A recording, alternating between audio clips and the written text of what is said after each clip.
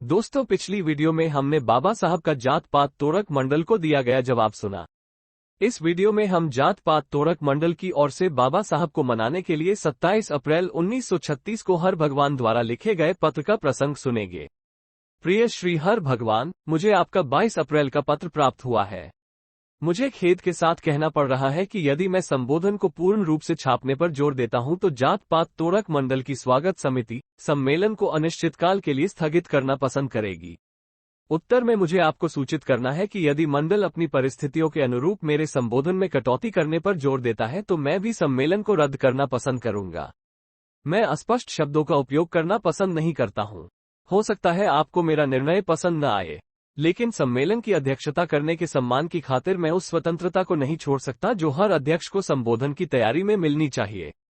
मैं मंडल को खुश करने के लिए उस कर्तव्य को नहीं छोड़ सकता जो प्रत्येक अध्यक्ष का उस सम्मेलन के प्रति होता है जिसकी वह अध्यक्षता करता है और उसे वह नेतृत्व प्रदान करता है जिसे वह सही और उचित समझता है। यह मुद्दा सैद्धांतिक है और मुझे लगता है कि मुझे इससे किसी भी तरह समझौता करने के लिए कुछ नहीं करना चाहिए। स्वागत समिति द्वारा लिए गए निर्णय के औचित्य के संबंध में मैं किसी विवाद में नहीं पड़ता, लेकिन जैसा कि आपने कुछ कारण बताए हैं जिससे ऐसा प्रतीत होता है कि दोष मुझ पर मढ़ा जा रहा है, मैं उन्हें जवाब देने के लिए बाध्य हूं। सबसे पहले मुझे इस धारणा को दूर करना चाहिए कि अभिभाषण के उस हिस्से में शामिल विचार जिस पर समिति ने आपत्ति जताई है, मंडल के लिए एक आश्चर्य के रूप में सामने आए हैं। मुझे यकीन है कि श्री संत राम मेरी बात सुनेंगे जब मैं कहूंगा कि उनके एक पत्र के जवाब में मैंने कहा था कि जाति व्यवस्था को तोड़ने का असली तरीका अंतर जातीय रात्रिभोज और अंतर जाति लाना नहीं है, लेकिन उन धार्मिक धारणाओं को नष्ट करने के लिए जिन पर जाति की स्थापना की गई थी। और बदले में श्री संत राम ने मुझसे ये समझाने के लिए कहा कि उन्होंने जो कहा वो एक नया दृष्टिकोण था। श्री संत राम के इस निमंत्रण के जवाब में मैंने सोचा कि मुझे अपने संबोधन में वो सब विस्तार से बताना चाहिए जो मैंने उन्हें लिखे अपने पत्र में एक वाक्य में कहा था। इसलिए आप यह नहीं कह सकते कि व्यक्त किए गए विचार नए हैं। किसी भी दर पर वे श्री संत राम के लिए नए नहीं हैं जो आपके मंडल की प्रेरक शक्ति और अग्रणी प्रकाश है। लेकिन मैं आगे बढ़ता हूं और कहता हूं कि मैंने अपने संबोधन का यह हिस्सा केवल इसलिए नहीं लिखा क्योंकि मुझे ऐसा करना वांछनीय लगा। मैंने इसे इसलिए लिखा क्योंकि मुझे लगा कि तर्क को पूरा करना नितांत आवश्यक है। मुझे ये पढ़कर आश्चर्य हुआ कि आप भाषण के उस हिस्से को अप्रासंगिक और मुद्दे से परे बताते हैं जिस पर आपकी समिति आपत्ति जताती है। आप मुझे ये कहने की अनुमति देंगे कि मैं एक वकील हूं और मैं आपकी समिति के किसी भी सदस्य की तरह ही प्रासंगिकता के नियमों को जानता हूं।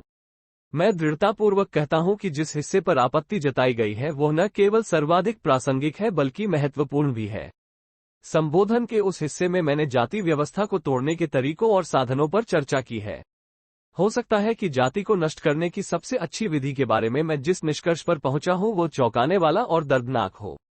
आपको ये कहने का अधिकार है कि मेरा विश्लेषण गलत है, लेकिन आप यह नहीं कह सकते कि जात की समस्या से संबंधित संबोधन में मेरे लिए ये चर्चा करना संभव नहीं है कि जाति को कैसे नष्ट किया जा सकता है। आपकी अन्य शिकायत मेरे संबोधन की लंबाई से संबंधित है। मैंने संबोधन में ही आरोप स्वीकार कर लिया है, लेकिन इसके लिए असल में जिम्मेदार कौन है? मुझे डर है कि आप घटनास्थल पर काफी देर से आए हैं।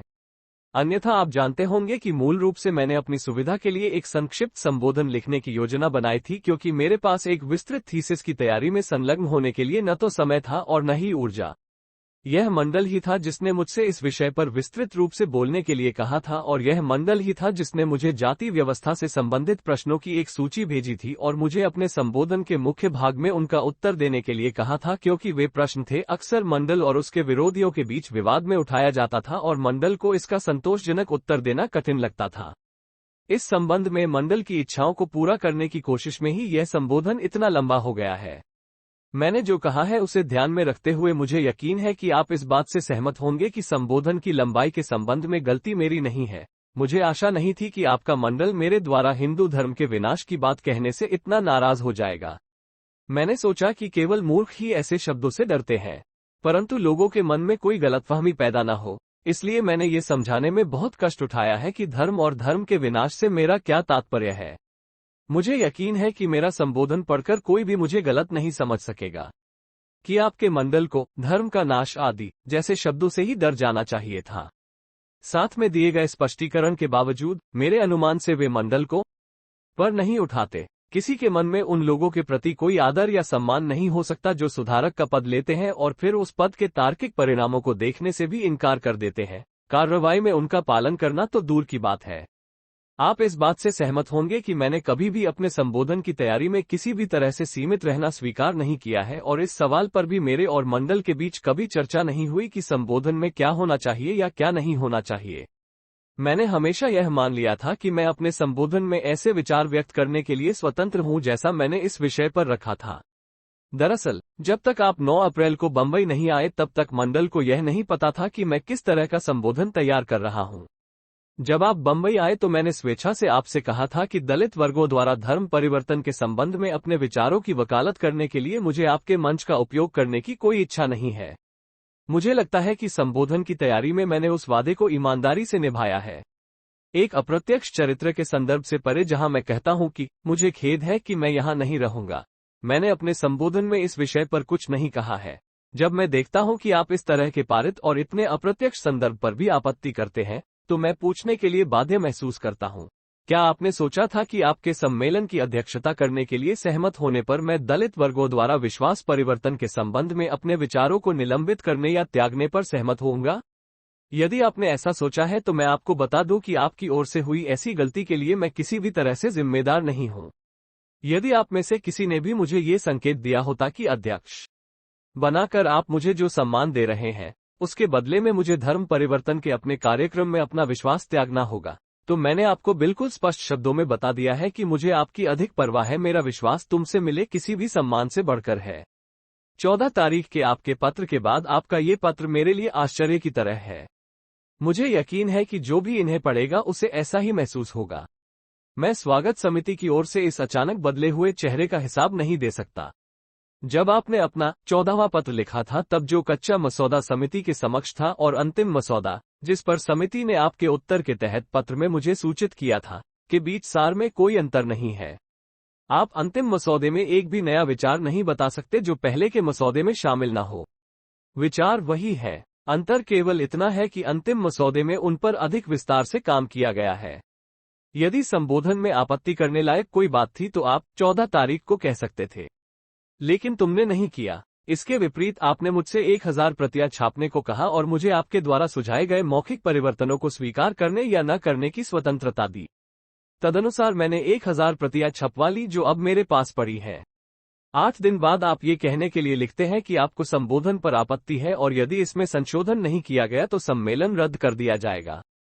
आपको पता होना चाहिए कि पते में किसी भी तरह के बदलाव की कोई उम्मीद नहीं थी। जब आप बंबई में थे तो मैंने आपसे कहा था कि मैं अल्पविराम नहीं बदलूंगा, मैं अपने पते पर किसी भी तरह की सेंसरशिप की अनुमति नहीं दूंगा और आपको संबोधन को स्वीकार करना होगा क्योंकि यह मेरे द्वारा दिया गया है। मैंने आपको ये भी बताया कि जिम्मेदारी क्या है, क्योंकि बोधन में व्यक्त विचार पूरी तरह से मेरे थे और यदि वे सम्मेलन को पसंद नहीं आए तो मुझे कोई आपत्ति नहीं होगी यदि सम्मेलन उनकी निंदा का प्रस्ताव पारित कर दे। मैं आपके मंडल को अपने विचारों की जिम्मेदारी लेने से मुक्त करने के लिए इतना उत्सुक था और साथ ही आपके सम्मेलन के साथ बहुत घनिष्ठ संबंधों में खुद को न उलझाने के उद्देश्य से मैंने आपको सुझाव दिया कि मैं चाहता हूं कि मेरा संबोधन एक प्रकार का हो, उद्घाटन भाषण के बजाय राष्ट्रपति के भाषण के रूप में, और मंडल को सम्मेलन की अध्यक्षता करने और प्रस्तावों से निपटने के लिए किसी और को ढूंढना चाहिए। 14 तारीख को निर्णय लेने के लिए आपकी समिति से बेहतर कोई नहीं हो सकता था।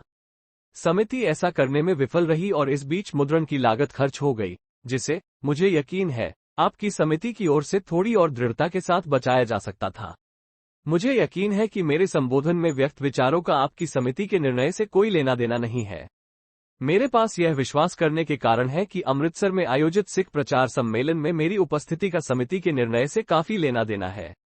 14 से 22 अप्रैल के बीच समिति द्वारा दिखाए गए अचानक बदले हुए चेहरे को और कुछ भी संतोषजनक ढंग से नहीं समझा सकता है।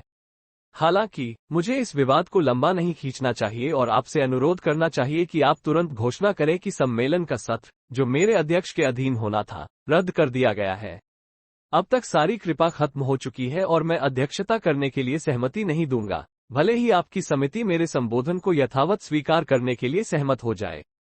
संबोधन की तैयारी में मैंने जो मेहनत की उसकी सराहना के लिए मैं आपको धन्यवाद देता हूं। यदि कोई और दस्तावेज प्रस्तुत नहीं करता तो मुझे निश्चित रूप से श्रम से लाभ हुआ है।